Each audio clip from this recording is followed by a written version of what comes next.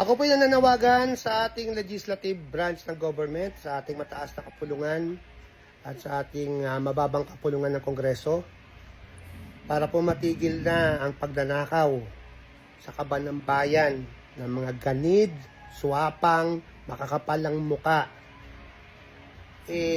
Urgent po, gumawa kayo ng batas. Kung sino man pong nagtatrabaho sa gobyerno ang magnakaw ng piso hanggang trilyon pesos, bitay ang hatol. Kamatayan. Firing squad, lethal injection, silya elektrika.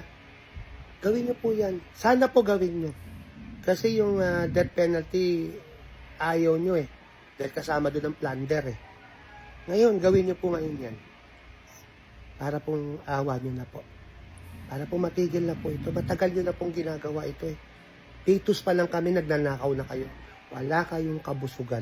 Hanggang ngayon, nagnanakaw pa rin kayo. Ang gaganda na ng buhay nyo, magandang bahay, magandang kotse, sa mga ninakaw nyo nung araw. At kung mapapansin nyo, iisa lang ang apelido nyo.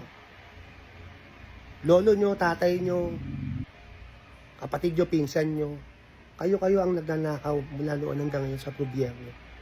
Ang kakapal ng mukha nyo.